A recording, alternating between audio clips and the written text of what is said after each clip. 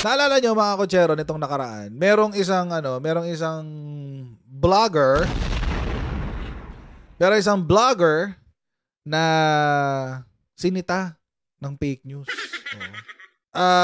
Ito kasi na-topic na natin ng isang araw eh. Tungkol dun sa tawag dito, yung walkout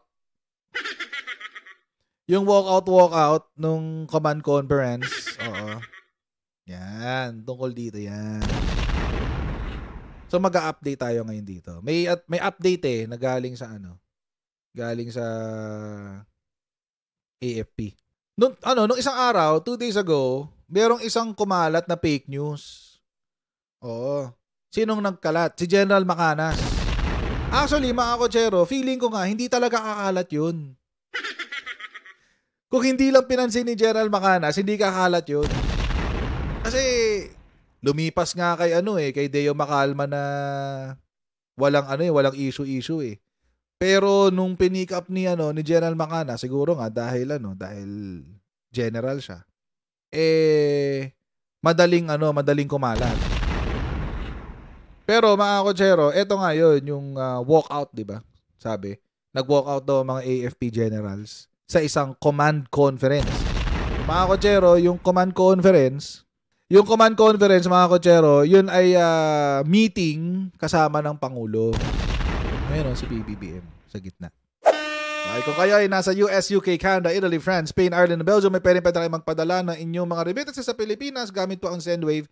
Ang gagawin nyo lang ay download ng Sendwave app, gumawa kayo ng account, lagay nyo ba ang account details nyo at pwede tayo magpadala sa GCash, Cashpay, kapat iba't ibang mga bangko sa Pilipinas at kapag ginamit nyo pa kayo promo code na Coach Jared, ay makakuha kayo ng karagdagan $20 free credit sa inyo pong unang padala. Kaya gamitin na sa Sendwave for all of your remittance needs.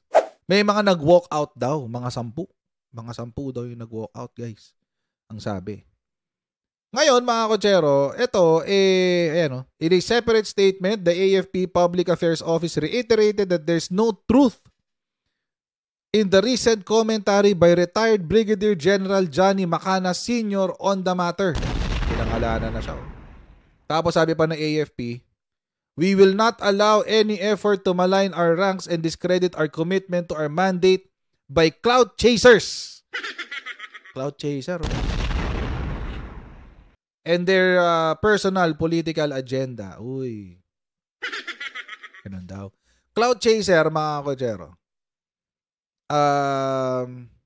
Ibig sabihin niyan, yun yung mga nagpapasikat lang. Yun yung sabihin ng clout chaser. Pasikat. So, yun.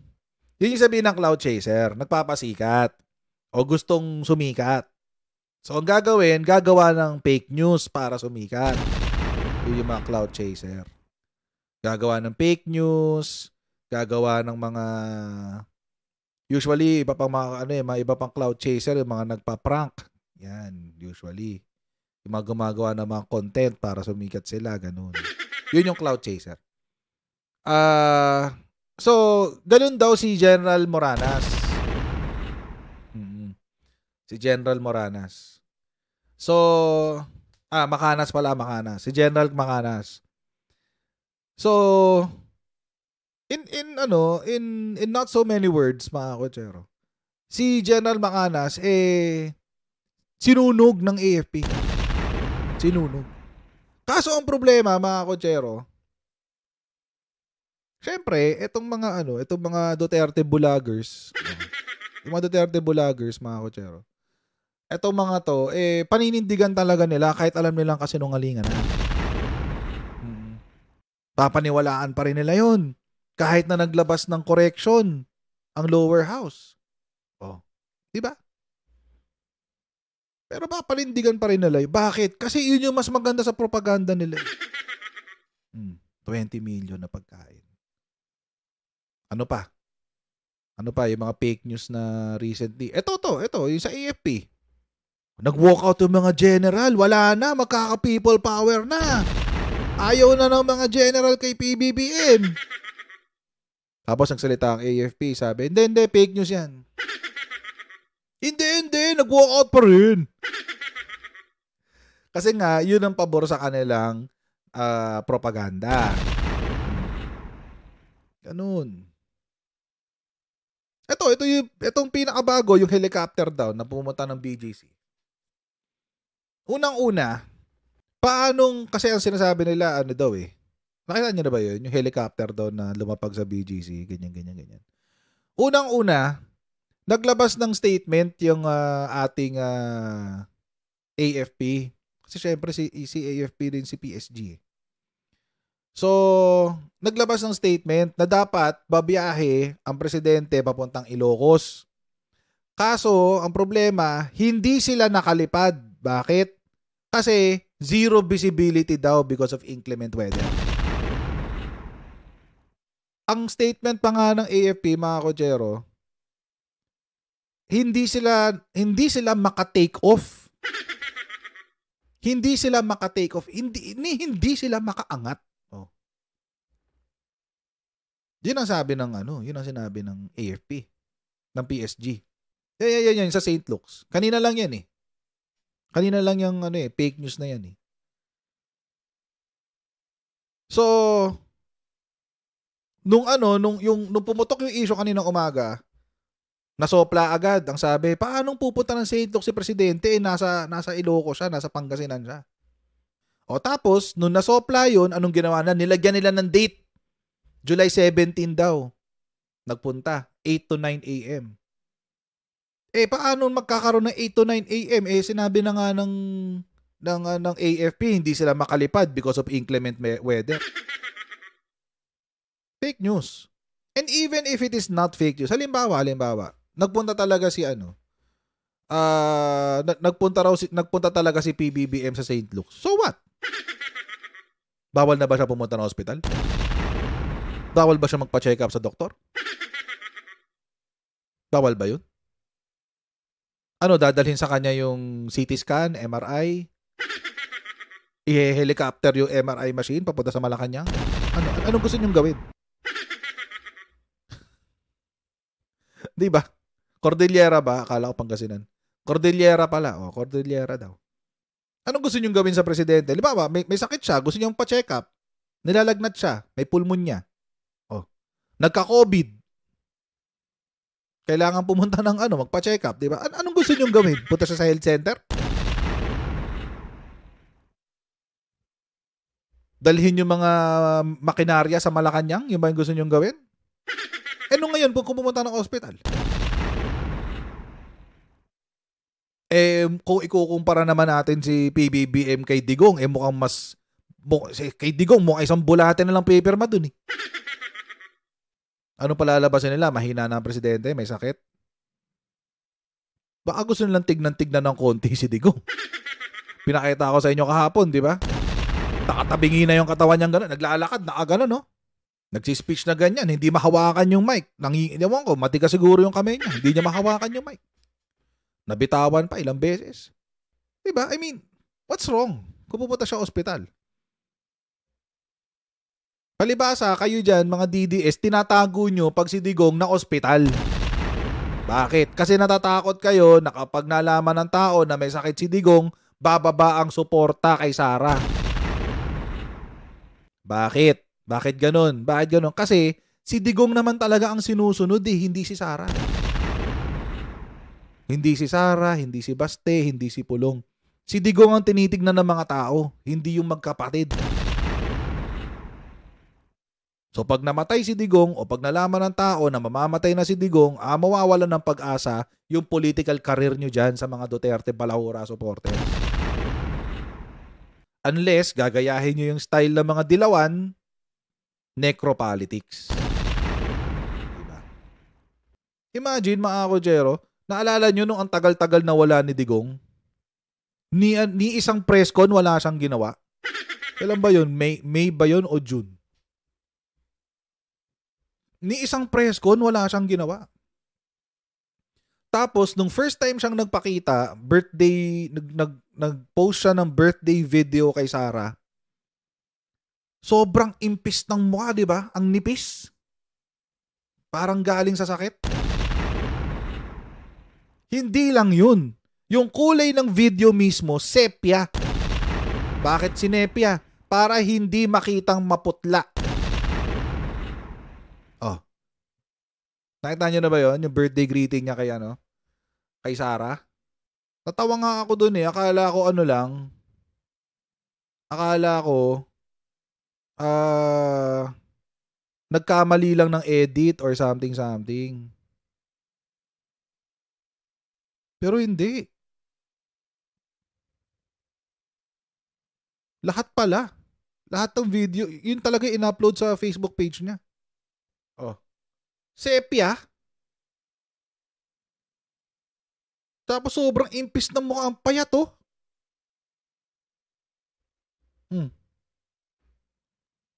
Bakit sinepia? Para hindi magmukha maputla. So siya yung galing. So ako nagtataka lang ako ba't kailangan itago. Kung may sakit si Digong, why? Hindi may sakit, di ba? Wala namang problema dun. But anyway, that's off topic. Napunta ako kay Digong bigla. So yun, but anyway, ang nakakatawa kasi nga dito sa mga Duterte Balahura supporters, mga kotsero. Gusto talaga nilang panindigan yung kasinungalingan na yan. Tolento, halimbawa, mas maniniwala ako sa veteranong mamamahayag na gaya ni Deo Macalma kaysa sa denial ng AFP.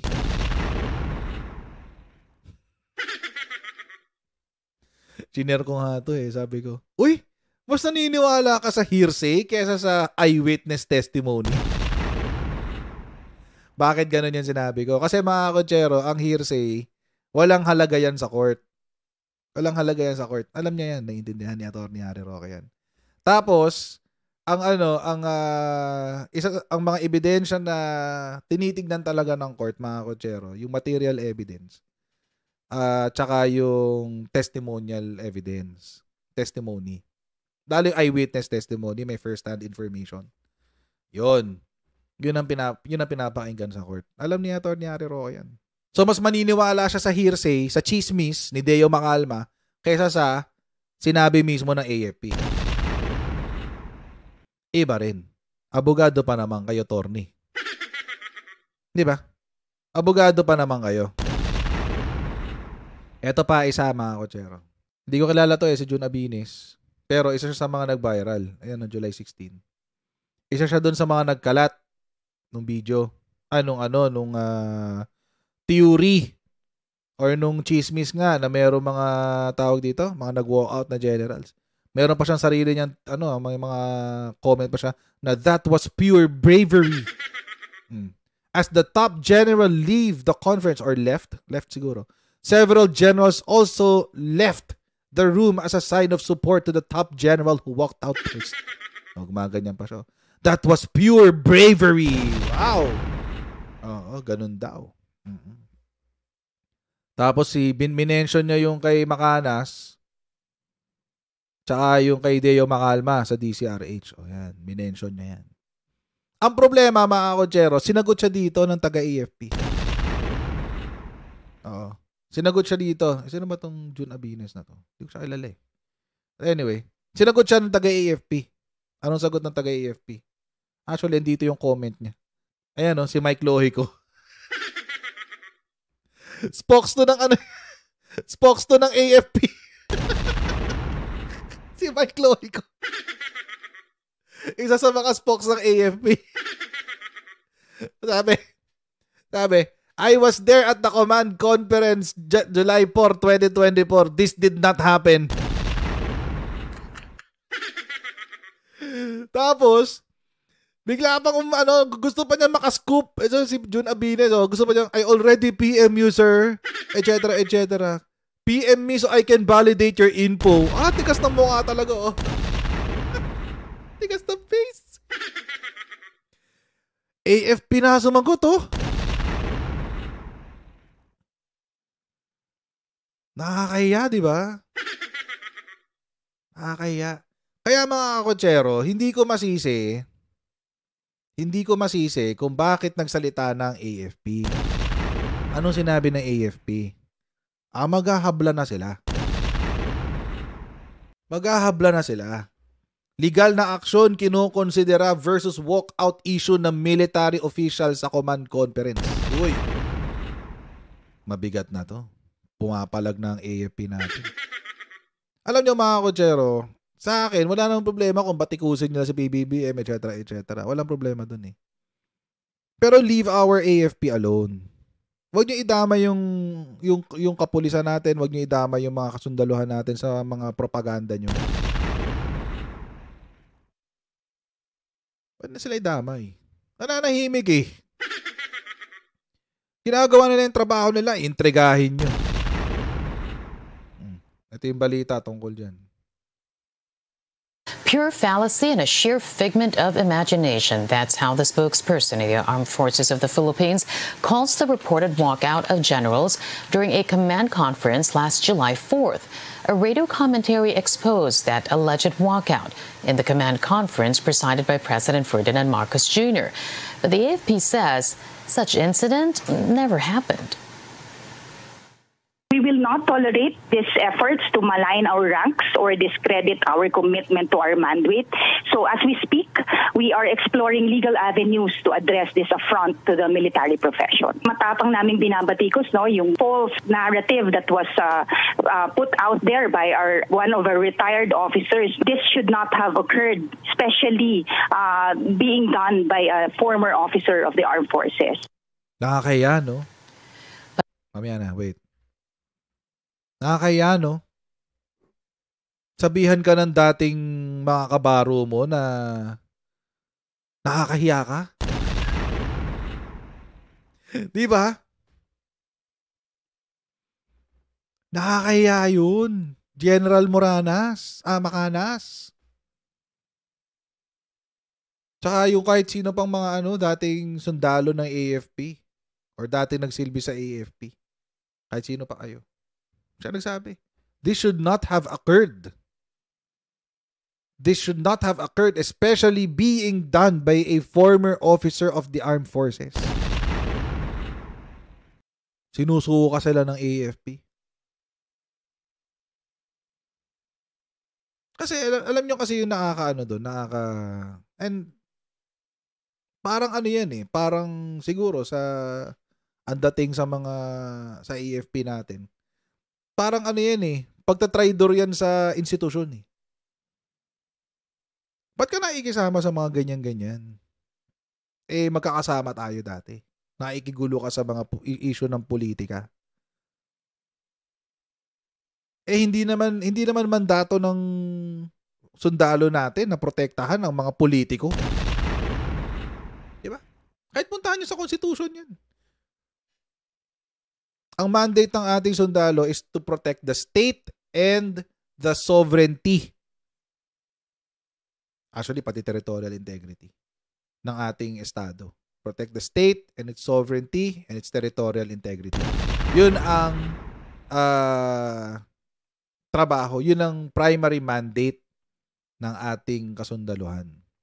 So, ibig sabihin, mga kotsero, trabaho mo na protektahan yung estado at yung soberenya nun. Ngayon, bilang dating miyembro, dapat naiintindihan mo yan eh. Bilang dating miyembro ng, bilang dating kabaro. Kahit retired ka na, hindi naman nawawala yung pagkasundalo mo eh. Tapos biglang gaganyan ka.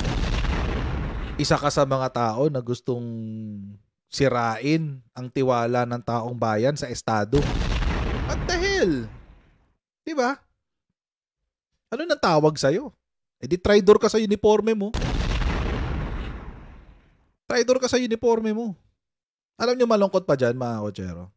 Hindi naman dishonorably discharged si General Moranas eh.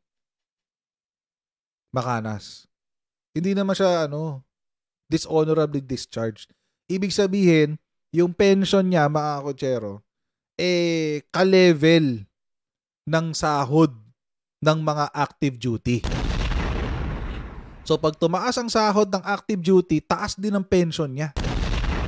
Sabihin na natin, for example, 40,000 ang pension, ang sweldo. O sabihin natin, hindi, mali ng 40,000. Sabihin natin nasa 200,000 general. O sabihin natin, 200,000 ang ang sahod ng general, ng active. Ganun din ang pension niya. Base doon sa rango na inalisan niya.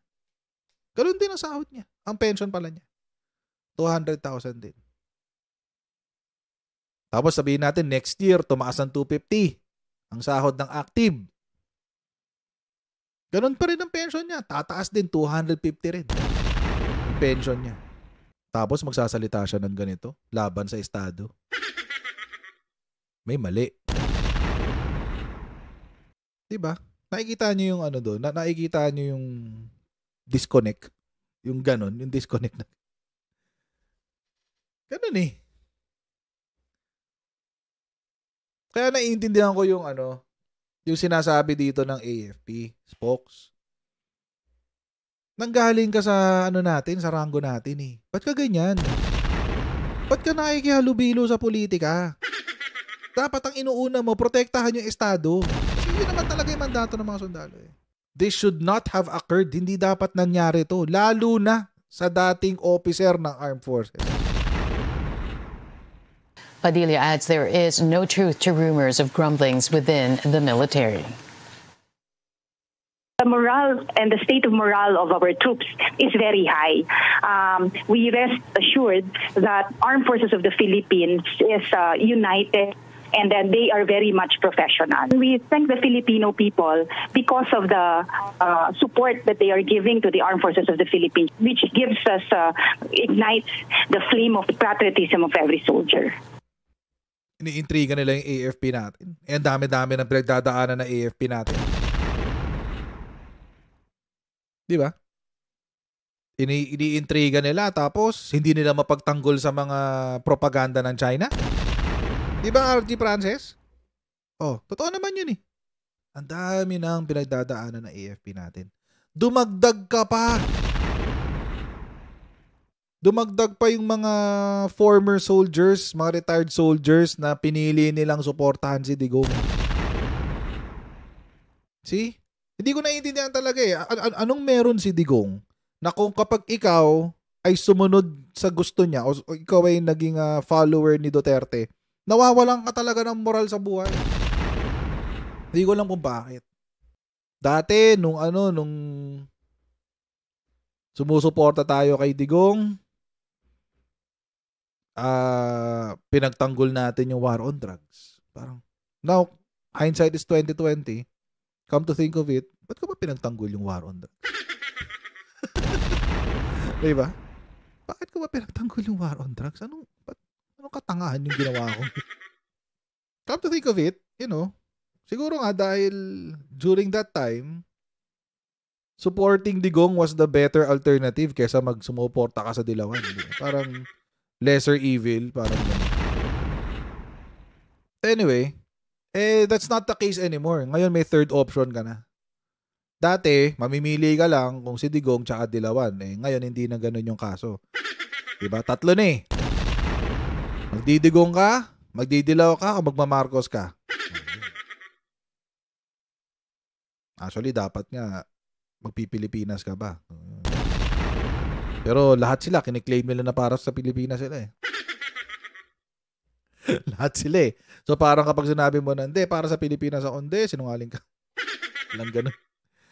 Pero as much as possible, dapat unahin talaga natin ang Pilipinas. Yun talaga dapat ang unahin natin.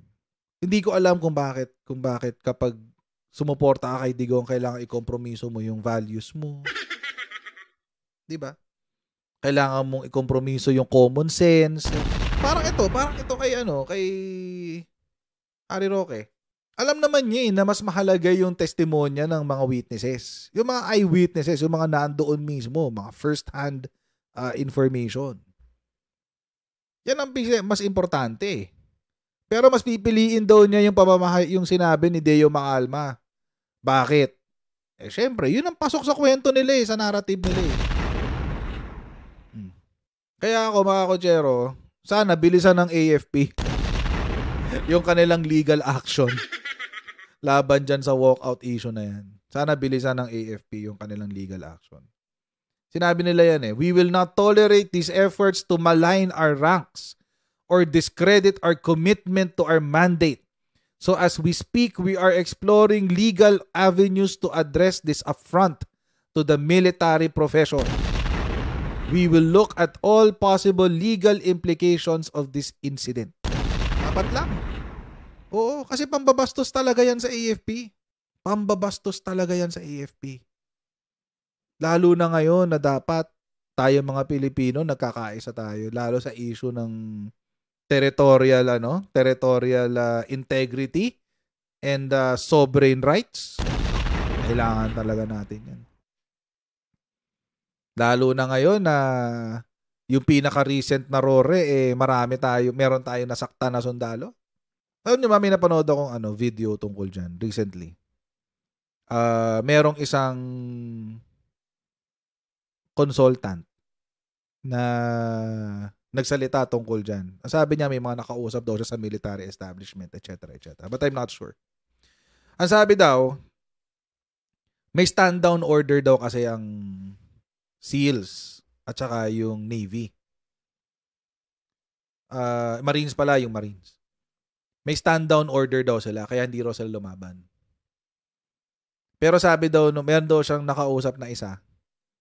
Ang sabi daw niya, na nandun din, isa sa mga SEALs na nandoon sa nangyari noong June 17.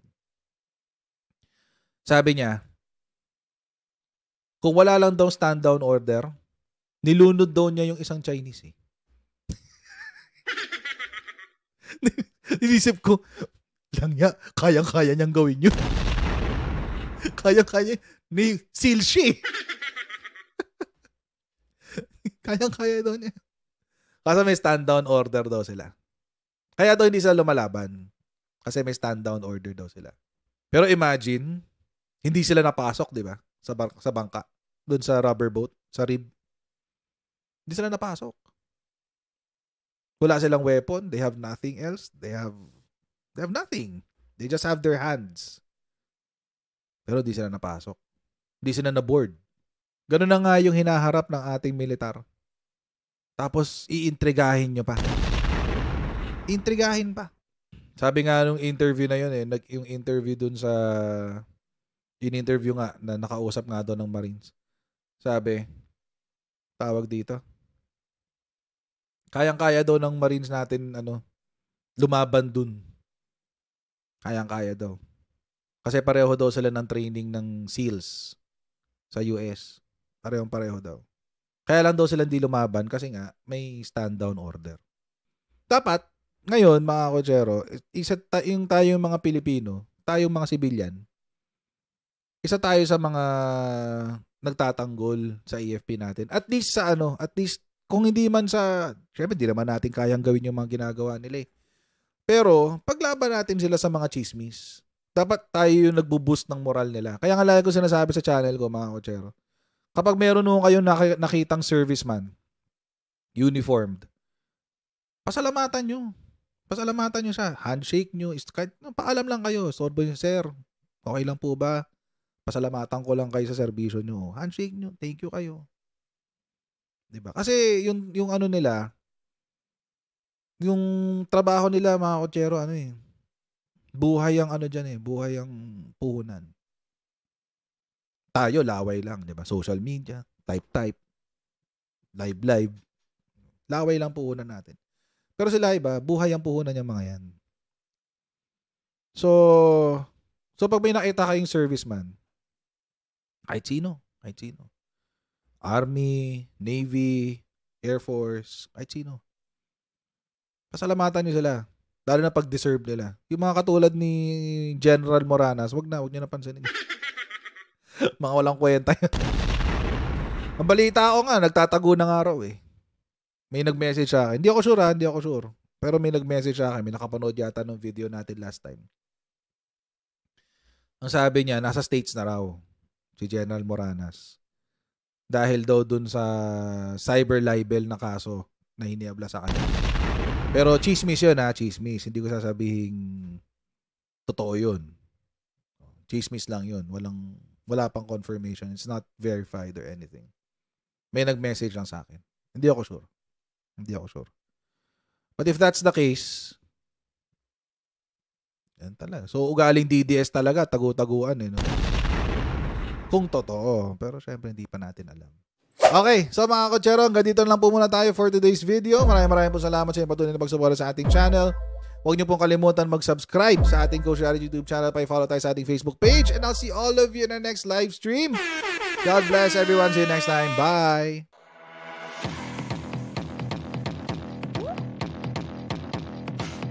Pag ganun, huwag natin gawing tanga mga Pilipino. Mas maganda kasi nasa lugar ka ng tama kaysa yung pinipilit mo yung pagkakamali.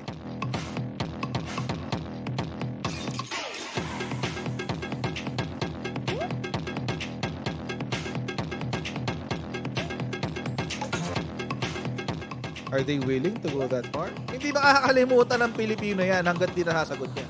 Sino ngayon nagsasabi ng totoo?